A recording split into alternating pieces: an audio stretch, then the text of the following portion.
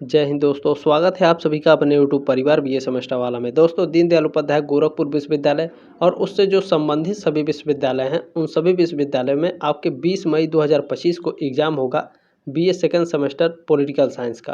Paper का नाम है Indian national movement and constitution of India. ठीक है, और लगातार मैं आप लोगों के लिए क्वेश्चन पेपर ला रहा हूँ। और जैसा कि मैंने आपसे कहा था कि मैं पिछले 3 वर्षों में जो आपके पेपर में पूछे जा चुके हैं, पिछले 3 वर्षों का मैं आपको क्वेश्चन पेपर दे दूंगा। 2021-22 सत्र का मैंने कल या फिर परसों दिया था क्वेश्चन पेपर आपको, और आज के इस क्लास में 2022-23 सत्र का क्वेश्चन पेपर मैं आपको सॉल्व करा कर देने वाला हूं। इसके बाद जो आपका क्लास आएगा वो 2023-24 सत्र में जो आपका एग्ज़ाम हुआ था उसका क्वेश्चन पेपर भी मैं आपको दे दूंगा। तो ये आपका अपना ही चैनल है, प्लीज़ सब्सक्राइब करके सपोर्ट जरूर करें। इसी तरीके से मैं आपको 3rd semester, 4th semester, 5th और 6th सेमेस्टर में क्लासेस, पीडीएफ नोट्स और जो क्वेश्चन पेपर हैं सारे बिल्कुल फ्री में मैं आपको प्रोवाइड कराऊंगा। ठीक है, चलिए इसमें दूसरा क्वेश्चन देखिए, आप लोगों से पूछा जा रहा है कि स्वदेशी आंदोलन सर्वप्रथम कब आरंभ हुआ। स्वदेशी आंदोलन आरंभ हुआ था 1905 में। कब? बंग भंग आंदोलन के समय में। ठीक है, बंग भंग आंदोलन के समय में 1905 में स्वदेशी आंदोलन प्रारंभ हुआ था। ठीक है ना, फर्स्ट ऑप्शन आपका राइट है दूसरे का। चलिए तीसरा क्वेश्चन देखिए, आपसे क्या पूछा जा रहा है। तीसरा क्वेश्चन है, स्वराज मेरा जन्मसिद्ध अधिकार है और मैं इसे लेकर रहूँगा, यह कथन किसका है। ये 2022 वाले में पेपर में भी आया था, 2023 वाले में भी आया है। बाल गंगाधर तिलक, बी ऑप्शन आपका राइट है। चले नेक्स्ट क्वेश्चन देखिए, इसे बड़ा कर लेता हूँ थोड़ा। ठीक है, देखिए नेक्स्ट क्वेश्चन है, भारतीय राष्ट्रवाद की प्रथम अभिव्यक्ति है। भारतीय राष्ट्रवाद की प्रथम अभिव्यक्ति है सन 1857 का प्रथम स्वतंत्रता संग्राम। फर्स्ट ऑप्शन आपका राइट है। चलिए नेक्स्ट क्वेश्चन है, ब्रिटिश भारत की राजधानी कोलकाता के स्थान पर दिल्ली कब बनाई गई। तो ब्रिटिश भारत की राजधानी कोलकाता के स्थान पर दिल्ली बनाई गई थी 1911 में। डी ऑप्शन आपका राइट है। कब? 18 दिसंबर को। ठीक है, 18 दिसंबर 1911 को ब्रिटिश भारत की राजधानी कोलकाता से दिल्ली बनाई गई थी। इसमें नेक्स्ट क्वेश्चन पूछा गया है, ध्यान से देखिएगा। पूछा जा रहा है कि निम्नलिखित में से कौन सा घटनाक्रम सही है। कौन सा घटनाक्रम सही है, तो देखेंगे सबसे पहले कौन सी घटना हुई थी। तो असहयोग आंदोलन कब हुआ था। असहयोग आंदोलन हुआ था 1920 में। ठीक है, लिखते चलेंगे। भारत छोड़ो आंदोलन आप सभी लोग जान रहे हैं, 1942 में भारत छोड़ो आंदोलन हुआ था। सविनय अवज्ञा आंदोलन कब हुआ था। 1930 में। ठीक है, ये भी क्लियर हुआ। स्वदेशी तथा बहिष्कार आंदोलन, अभी आपको मैंने ऊपर पढ़ाया, 1905 में स्वदेशी तथा बहिष्कार आंदोलन हुआ था। ठीक है ना, कहाँ? ये आपका बंग भंग आंदोलन के समय में। ठीक है, तो इसको घटनाक्रम से हमको लगाना है। तो देखें सबसे पहले कौन सा घटनाक्रम सही है। देखें 1905 सबसे पहले, यानी स्वदेशी तथा बहिष्कार आंदोलन। ठीक है, तो चौथा यहाँ हो गया आपका। इसके बाद आपका देखें 1920 में असहयोग आंदोलन। ठीक है, फर्स्ट ऑप्शन आपका यहाँ पे करेक्ट हो गया। उसके बाद सबसे कम देखा जाए तो 1930 में आपका सविनय अवज्ञा आंदोलन, हमको सही क्रम से लगाना है। ठीक है, 1942 में ये लास्ट वाला बचा है भारत छोड़ो आंदोलन, तो यहाँ हो गया दूसरा। 4, 1, 3, 2। ठीक है, देखेंगे यही आपका करेक्ट आंसर है, 4, 1, 3, 2। घटनाक्रम बिल्कुल आपका करेक्ट है। ठीक है, चले यहाँ पर देखिए ऑप्शन नंबर बी में दिया है। ठीक है, 4, 1, 3, 2, बी ऑप्शन आपका राइट है क्वेश्चन नंबर 6 का। चलिए नेक्स्ट क्वेश्चन देखिए, आपसे क्या पूछा जा रहा है। क्वेश्चन नंबर 7 पूछा जा रहा है आपसे कि भारतीय राष्ट्रीय कांग्रेस का प्रसिद्ध लाहौर अधिवेशन कब हुआ। तो भारतीय राष्ट्रीय कांग्रेस का लाहौर अधिवेशन ये हुआ था 1929 में। डेट याद रखिएगा, 19 दिसंबर को हुआ था। ठीक है, क्योंकि डेट भी कभी कभी पूछा जाता है। 19 दिसंबर 1929 में लाहौर अधिवेशन हुआ था भारतीय राष्ट्रीय कांग्रेस का। बी ऑप्शन आपका राइट है। चलिए नेक्स्ट क्वेश्चन देखिए, आपसे पूछा गया है सीमांत गांधी किसे कहा जाता है। खान अब्दुल गफ्फर खान को सीमांत गांधी के नाम से जाना जाता है। डी ऑप्शन आपका राइट है 8 नंबर क्वेश्चन का। चलिए 9 नंबर क्वेश्चन पूछा गया है कि संविधान सभा की प्रारूप समिति का अध्यक्ष कौन था। संविधान सभा की प्रारूप समिति के जो अध्यक्ष थे वो डॉक्टर भीमराव अंबेडकर थे। ठीक है, बी ऑप्शन आपका राइट है क्वेश्चन नंबर 9 का। नेक्स्ट क्वेश्चन हम लोग देखेंगे, पूछा जा रहा है आपसे कि संविधान की प्रस्तावना में किस संशोधन द्वारा समाजवादी, धर्मनिरपेक्ष तथा अखंडता शब्द जोड़े गए।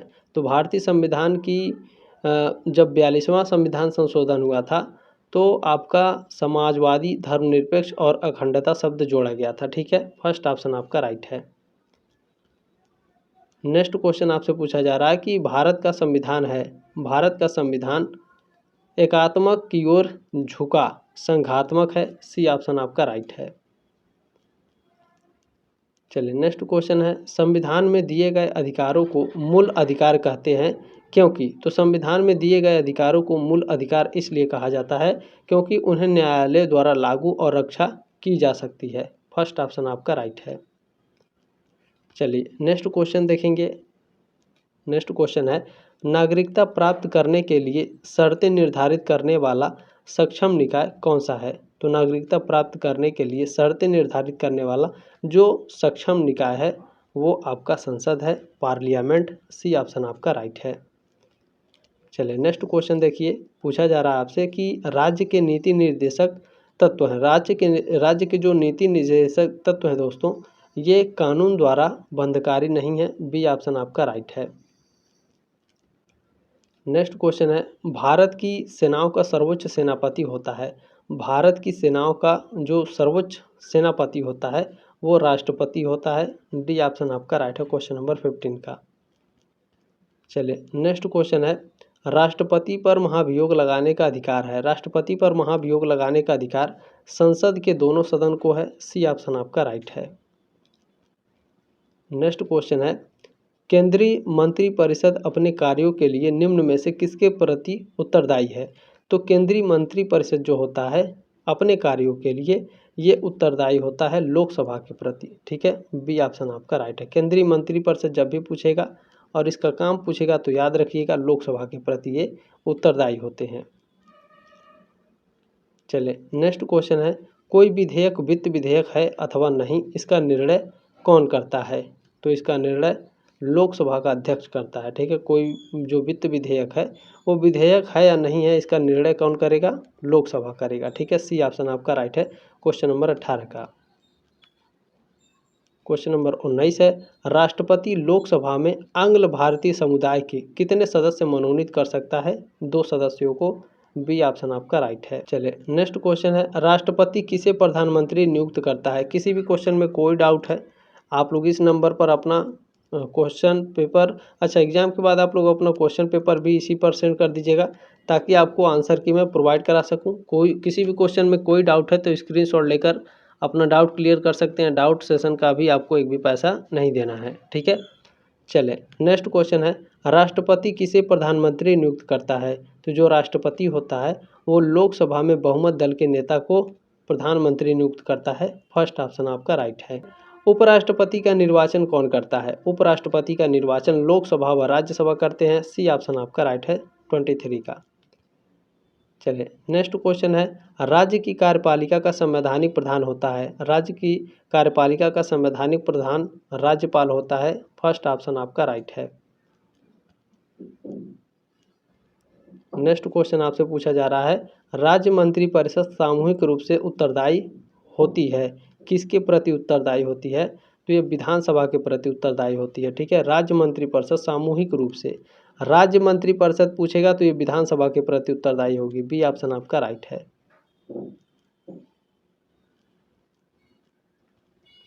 नेक्स्ट क्वेश्चन है, सर्वोच्च न्यायालय के न्यायाधीश की सेवानिवृत्त आयु है 65 वर्ष। सी ऑप्शन आपका राइट है 26 का।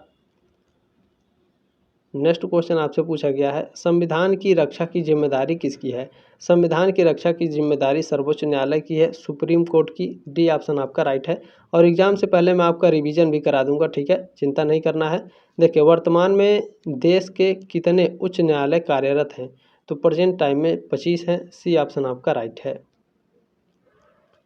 नेक्स्ट क्वेश्चन में पूछा जा रहा है आपसे कि संविधान के किस अनुच्छेद में जिला न्यायालयों का प्रावधान किया गया है? अनुच्छेद 214 में, 216, 218 या फिर 220? बिल्कुल, संविधान के अनुच्छेद 214 में ठीक है जिला न्यायालयों के लिए प्रावधान किया गया है। फर्स्ट ऑप्शन आपका राइट है। चले नेक्स्ट क्वेश्चन आपसे पूछा जा रहा है, उच्चतम न्यायालय का न्यायाधीश पदच्युत किया जा सकता है, यानी जो उच्चतम न्यायालय के न्यायाधीश होते हैं इनको पद से हटाया जा सकता है। कैसे? तो संसद के प्रस्ताव पर राष्ट्रपति के द्वारा। डी ऑप्शन आपका राइट है।